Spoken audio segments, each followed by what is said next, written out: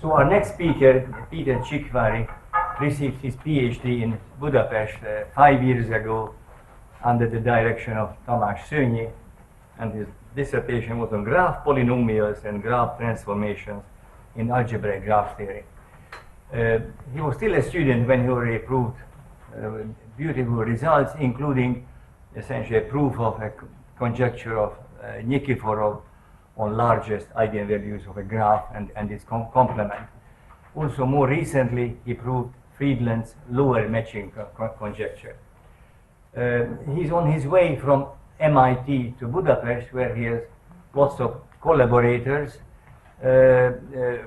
with whom he has been working on graph limits, and today he will talk to us exactly about this project, one of the results of this project. So, Peter. Thank you very much, and thank you for the organizers for inviting me. It's a great pleasure to be here. So I will speak about statistical matching theory with a glimpse towards extremal regular graphs. So let me see whether it works. Okay, so this is the agenda. First, I will define the basic concepts just to be on the safe side. I'm pretty sure that most of you will know the concepts anyway, so don't worry. And then I will give some motivations, and I will introduce more concepts. So, and then I will give various applications of a small theory. I'm not sure that I will be able to cover everything, so most probably I will skip application 3. Okay, so basic concepts. First of all, this is a 3-regular bipartite graph. You can see that every vertex is incident to 3 edges, and this is bipartite because every edges are going between 2 clusters.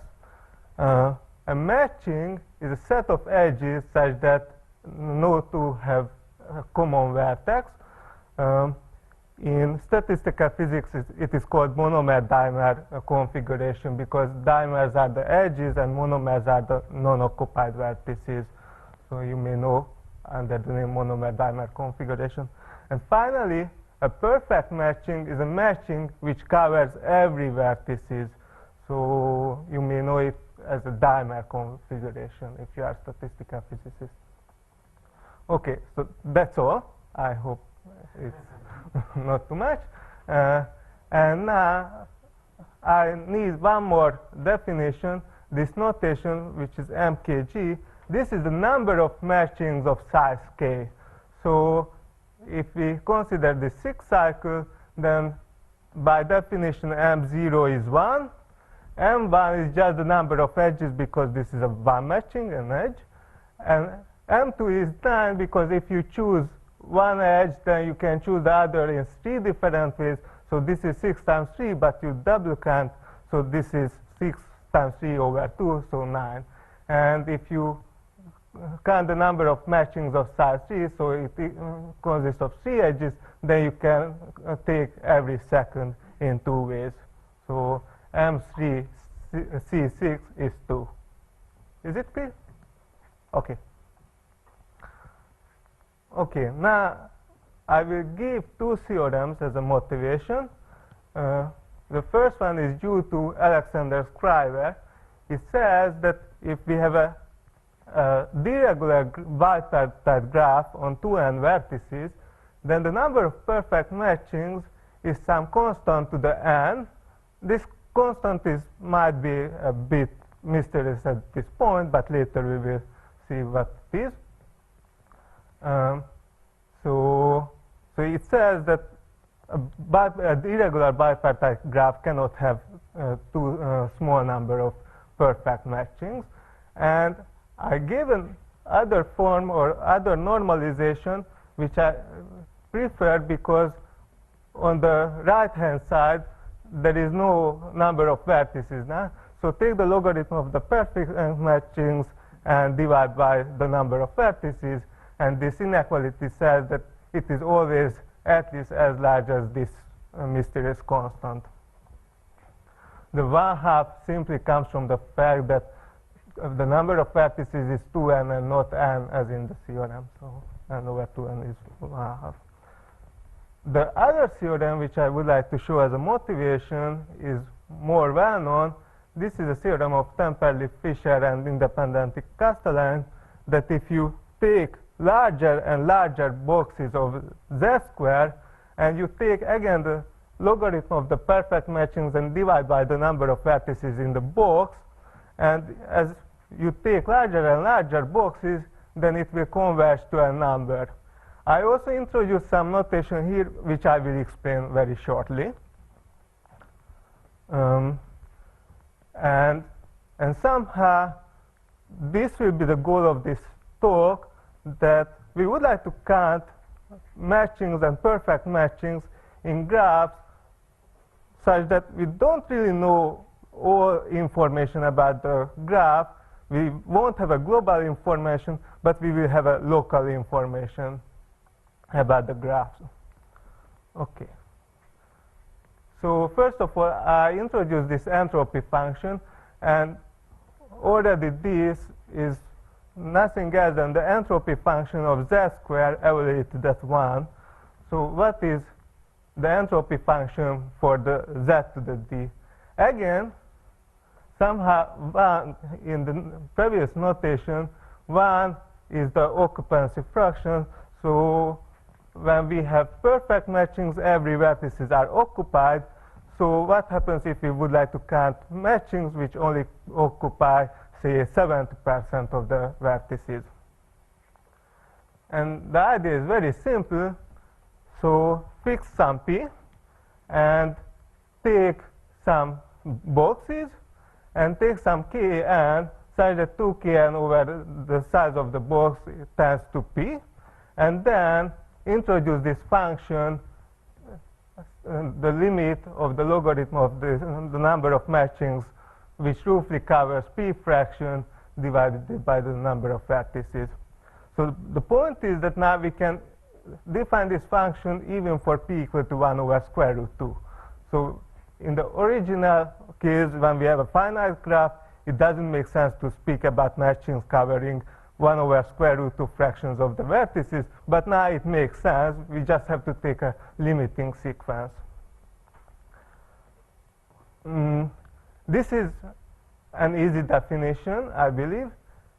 It's not really a good definition, honestly. It's not really the definition I generally work with, because, for instance, it's not even clear that this is a differentiable function or anything of p, but at least it's easy to explain and it's easy to understand. Is it clear? Okay, so what happens if I want to define the very same function for a finite graph G? Of course, it doesn't make sense, again, that we speak about 1 over square root 2 fraction of a finite graph, but we can do the following simple trick.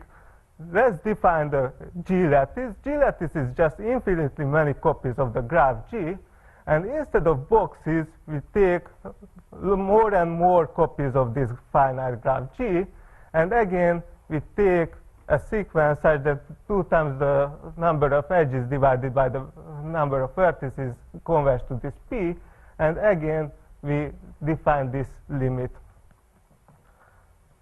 This limit exists if we, okay, sometimes we have to be a bit careful.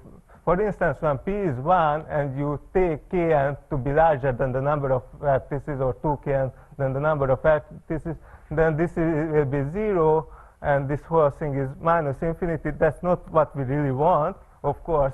So when p is equal to 1, we would like to consider perfect matchings. And this, in this sense, the limit will exist. Okay, now the question is that, okay, we introduce this entropy function, but what we can do with it, and whether it counts something in the original graph, and it turns out that this entropy function is close to the original counting problem. Say if we have a k such that 2k over the number of vertices is p, and we would like to count the logarithm of the k matchings divided by the number of vertices, then it is close to this lambda GP. So in case if the number of vertices goes to infinity, then this right-hand side will go to 0. So it's actually close to the counting problem, the original counting problem. And actually... But inequality is true all the time, isn't it? Sorry? The inequality you had is true. You don't have to have n large or anything. No, no, it's always true. It's always true, yes, even for small graphs. And moreover, it turns out that if, say, the graph contains a perfect matching, then we don't even have an error term. This is simply the same. And actually, part A implies part B with a little trick. Simply take many copies of the graph G and apply the first inequality with this new graph, and then it turns out that you will get this inequality. So for finite graphs, this is very nice, because if it contains a perfect matching, then this perfect matching entropy is the entropy function evaluated at 1. Okay, this is a typical shape of an entropy function. It's always a convex down function. Actually, the derivative at the end is minus infinity. You, of course, can see on this picture, but this is true. But of course, always this shape looks this way. Peter? Yes? Can you read lambda in terms of the matching polynomial for the graph? I mean, isn't it just a... I will come to that point. Okay. So I would like to formalize this thing what we have done earlier, that we take bigger and bigger boxes, and this will be the so-called Benjamin-Isham convergence. So first of all, we need some sort of probability that we have a graph G and we have an R, and we pick a random vertex of the graph G. We look the R neighborhood of this vertex, and it will be some rooted graph alpha. And let the probability PG of R that we see this this small rooted graph alpha, and then we say that the graph sequence Gn of bounded degree graphs is Benjamin-Isham convergent if for all R and all rooted graph alpha these probabilities converge. So this is exactly what we have done before for boxes. We take bigger and bigger boxes, so then this rooted graph alpha with respect to some R is just an R neighborhood in the lattice. Okay. This Benjamin-Isham convergence is also called BS convergence or local convergence. Okay, so let's see. One more thing, that we can even define the limit object. The limit object is a random rooted graph.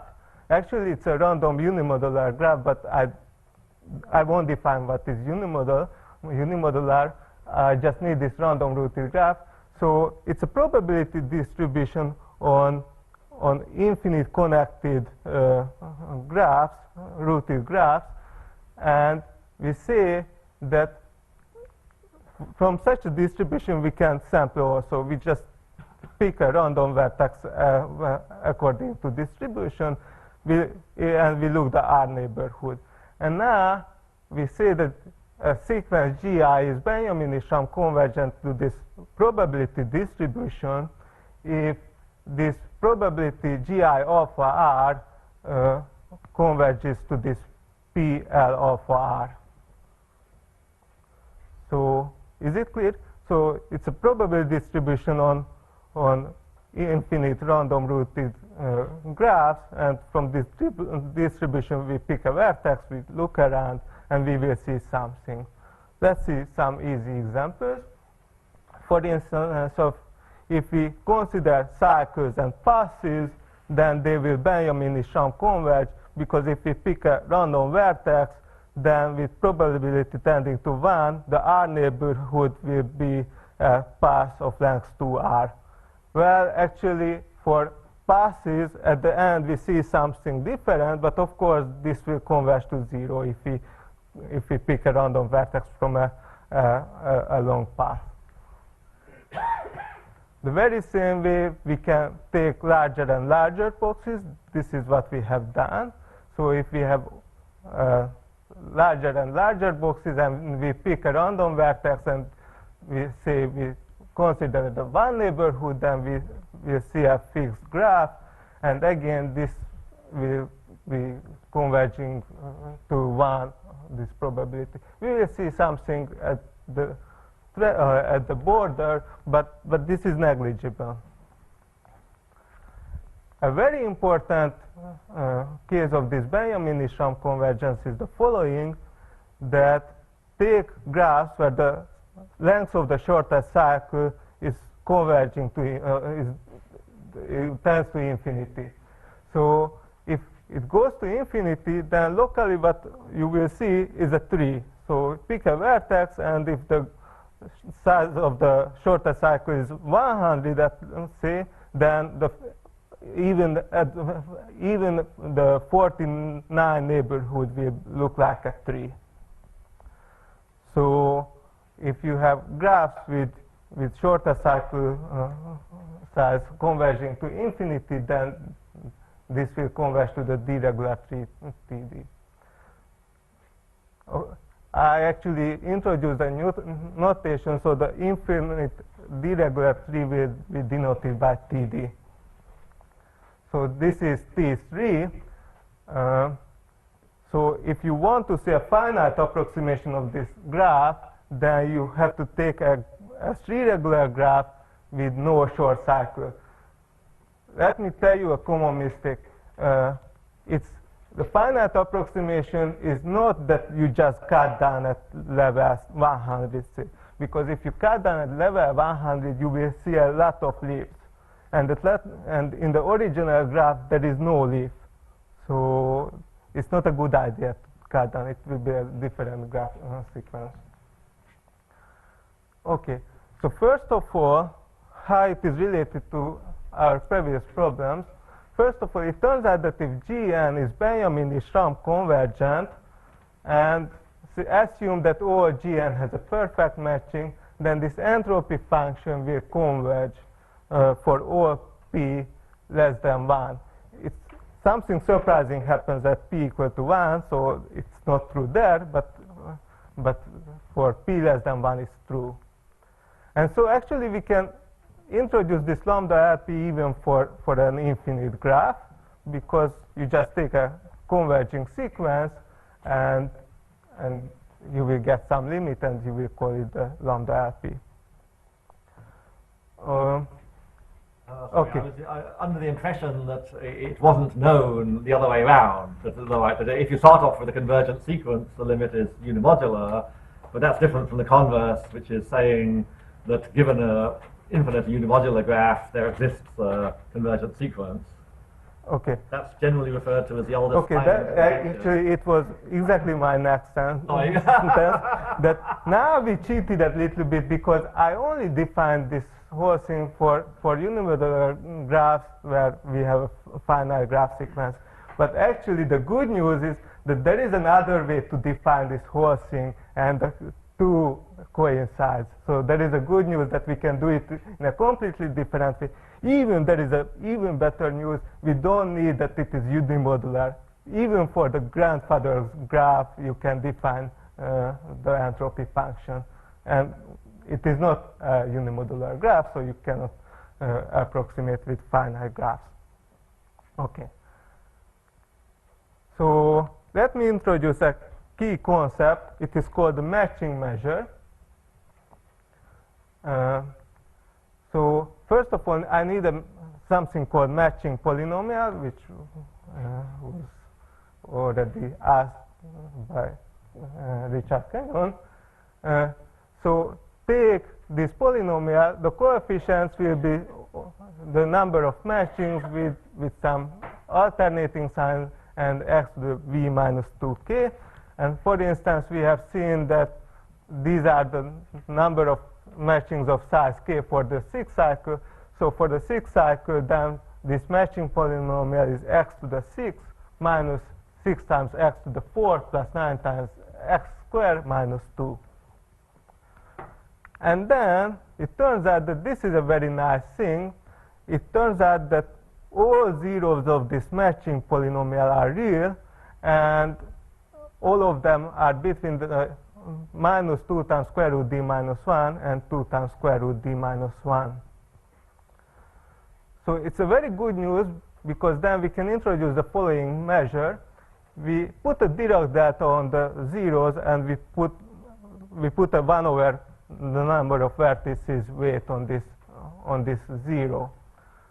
So this will be a probability measure on uniform distribution on the zeros of this matching polynomial. For instance, for the 6th cycle, we can see that the zeros are plus minus square root 2 and the others.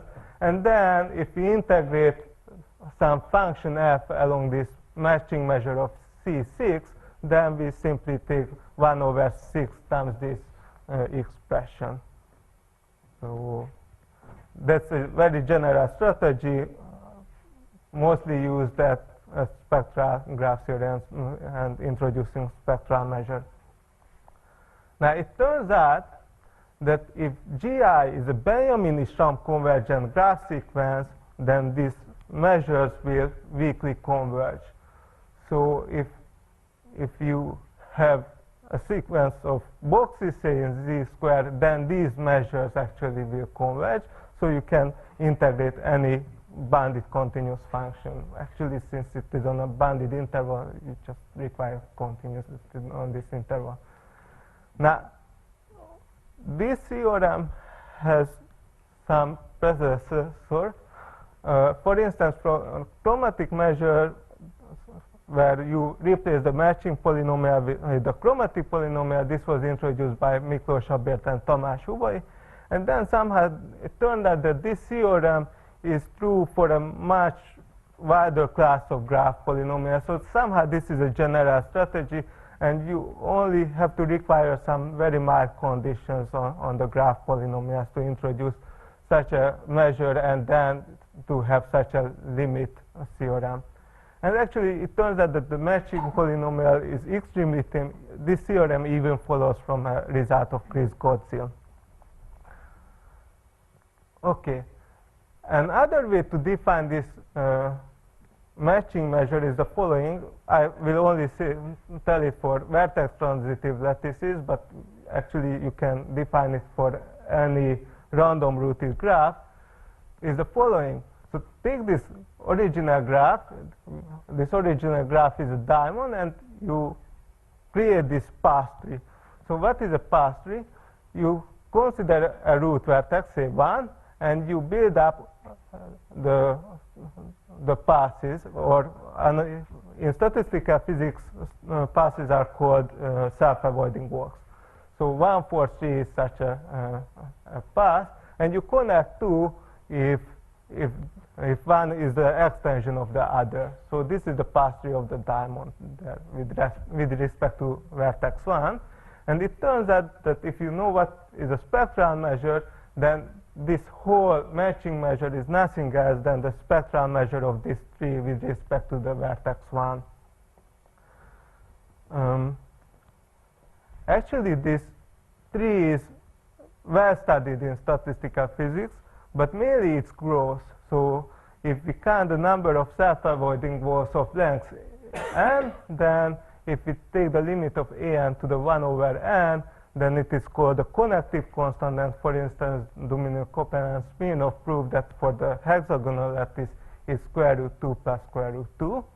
So it's not related to our result, or our topic, but somehow this tree was already studied before, and we just needed it from another aspect from it. This is some approximation of the matching measure of z squared and z cubed. We don't know it exactly. This would be a huge breakthrough because practically matching measure encode every information about the matchings of a graph, which we know. For instance, it encodes the entropy function. On the other hand, it is not hard to prove that the matching measure of Z to the D is atomless, but we can't prove that it is absolutely continuous to the Lebesgue measure. On the other hand, for the infinite D regular tree, we can compute this matching measure. It turns out that this is, again, the Kastel-Mackay measure. It's not a coincidence that this is exactly the spectral measure also. So we can compute this matching measure, and if we know the matching measure, then we can compute everything. For instance, we can compute the entropy function of the infinite D regular tree. Now let's see some applications of this theory. This is a theory. First of all, what happens if we have a sequence of Benjamin-Isham convergent graphs, and we would like to see whether we can, whether the number of all matchings is convergent, more precisely this logarithm of the number of all matchings divided by the number of vertices. And the answer is true. It is indeed convergent, and the answer is very easy. It turns out that we can express this quantity by an integral along the matching measure, and if this is a continuous function, and if we have a sequence of Benjamin-Isham convergent graph sequences, then these measures are weakly convergent, so this will be convergent. So that's the whole proof. Could you explain why 1 plus Z squared? Well, it's just some algebraic manipulation. It's very easy. I mean, maybe actually I will explain it later. Yes, I will have a slide about it. So for instance, if you consider this monomer dimer constant, then you can actually approximate it. Now, I show this slide just for one reason. So many times mathematicians can prove something, but the result is not really effective. I mean, you won't really like to use it for computing special values. And in statistical physics, often we have these competitions that you want to approximate a number, a constant, as precisely as you can, and then the competition is the following: who can approximate it much better? And currently we are winning in 3 and 4 and 5 dimensions. So this tool is really something useful, explicit something. For D, general D.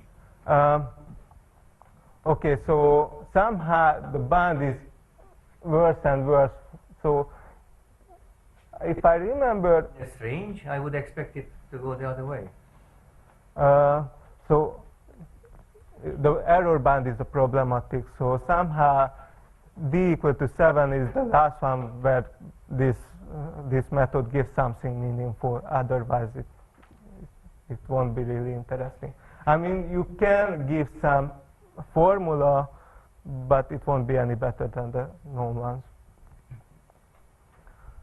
Okay. Now, I would like to show something which is my original motivation. This is extremal graph theory because I'm a combinatorist, and originally I was working on extremal graph theory. And let's go back to the original result of Alexander Csikvari, which said that if you have a bipartite graph, deregular bipartite graph, then the number of perfect matchings are bounded by this expression. Now it turns out that this constant is tight. So if you compute this, the number of perfect matchings for a random deregular bipartite graphs, then you will exactly get this constant. On the other hand, a surprising thing that there was no explicit construction for such a graph sequence, and one might wonder what is so special about random deregular graphs, whether they are good expanders or something else, and the answer is very, very simply, it turns out that they have essentially large girths. They don't have short cycles, only a few. So if you take any graph sequence Gn such that the girth, the size of the shortest cycle tends to infinity, then you will get that for general graph sequence, the limb sup is at most this constant. And of course, since from Csikvari theorem we have a lower bound exactly the same, for bipartite graphs we get that this limit exists and this is the limit. And of course you can take general Benjamin-Isham convergent graph sequence. You don't have to take graphs with large girths. Now it turns out that there is some generalization of this result. You can extend it for any matching of size k, and Gurevich proved this result that even for the logarithm of the matchings of size k, you get this lower bound.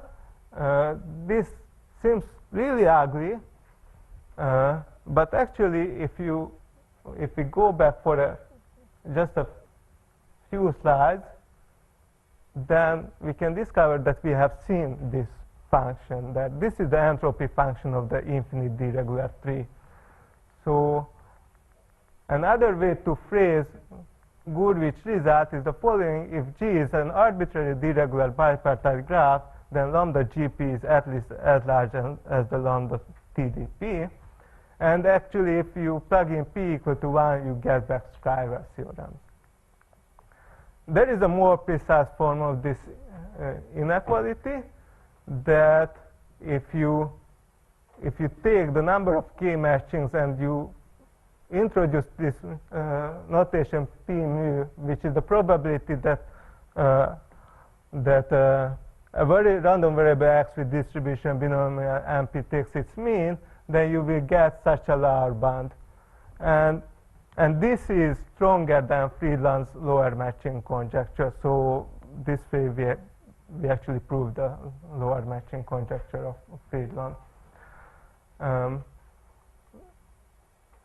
This is quite precise. Let me show an inequality in the other direction. There are graphs where we have this inequality. Okay, so let's plug in P equal to 1/2, then this is at most square root 2. So we see that we have a something and something times square root 2. So it's quite precise, especially if you consider these parameters are of exponential size. So being just a square root 2 constant is quite nice. Okay. It turns out that for vertex transitive graphs, you can even say more. It turns out that if you consider the gap function between lambda GP and lambda DTP, then this is a monotone increasing function. Actually, you can even prove that if the graph G contains short cycle, some cycle of length L, then you can give a lower bound. So this means that if a graph, a vertex transitive graph, contains some cycle of length at most 8, then it has much, much more matchings than a random deregular graph. This is another variant of this result. Again, somehow this is a variant of Csikvari theorem. For instance, if you plug in P equal to 1, it turns out that this is equivalent with Csikvari theorem. So the point is that, oops, okay.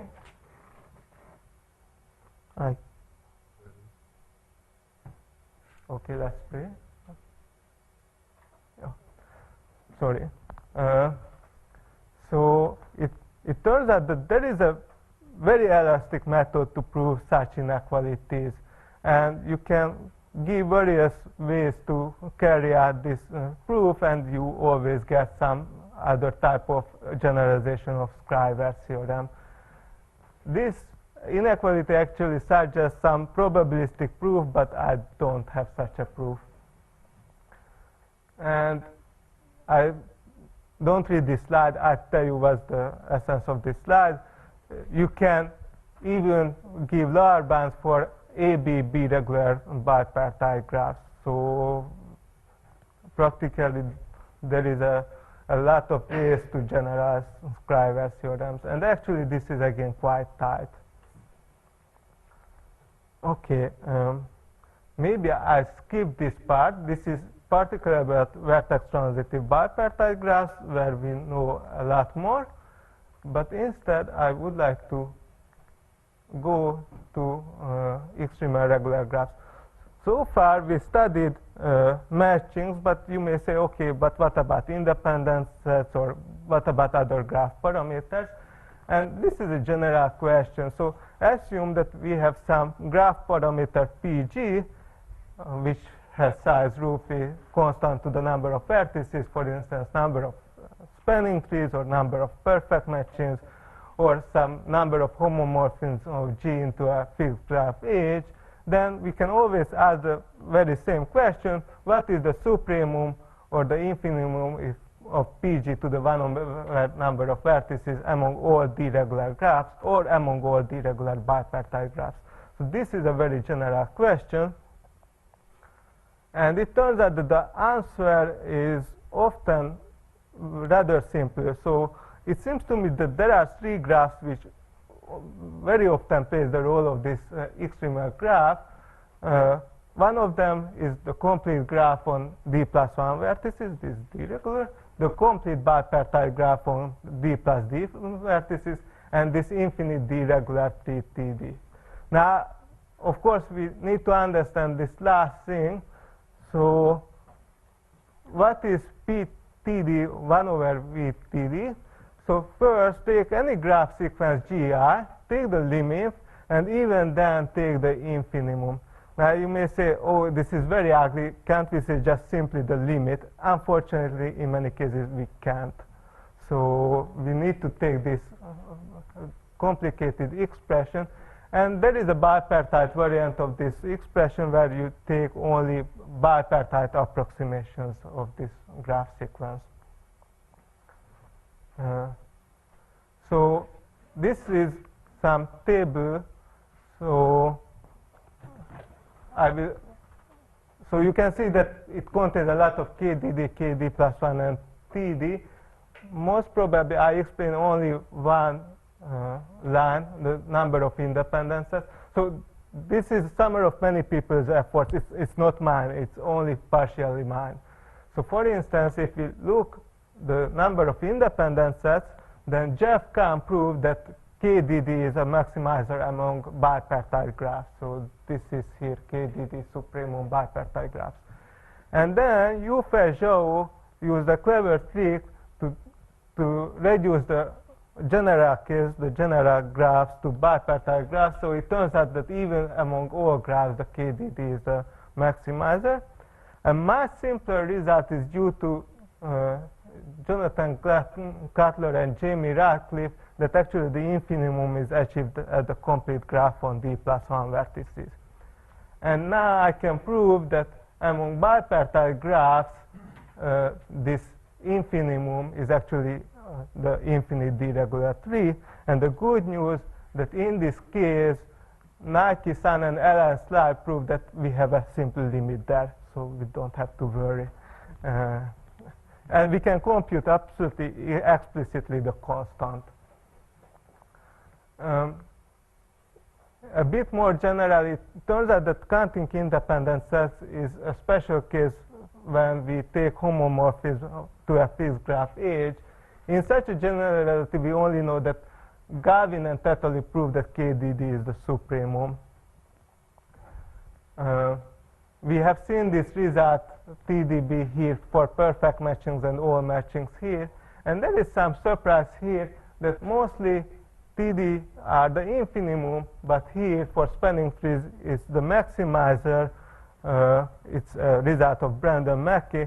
And it turns out that this is not a coincidence. There is some phase transition for the top polynomial actually.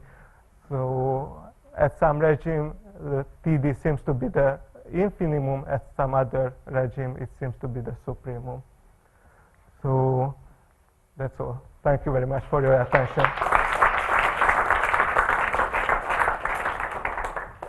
Thank you very much. Are there any questions? Yes? Yeah. You mentioned the critical value on the tilde that you gave some approximation. Yes? Can you get the asymptotics when d gets large? So when d is large, it won't give too much. So practically nothing. It won't give any better than the known results. But the asymptotic is a function of d. For The some, asymptotics, you expect it goes to 1 and as a function of d. Can you get some asymptotic behavior? yes, we can. But this new method won't provide any better, but there is no results for this case, yes. Yes, yes. So you had many results for bipartite regular graphs, but not so many for general deregular graphs. So what happens in the non-bipartite case? What's the difference? First of all, there are regular graphs without perfect matchings.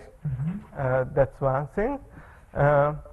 And if you just consider p less than 1, so not perfect matchings, but something, then there is no problem. So then you can so define lambda GP. Actually, I didn't use that it's a bipartite graph.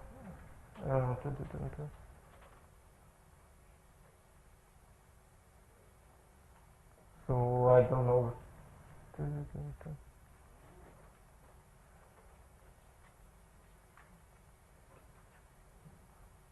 So here we don't need the bipartiteness, for instance, but of course we cannot give lower bounds and upper bounds. I mean, we can give upper bounds, but not lower bounds.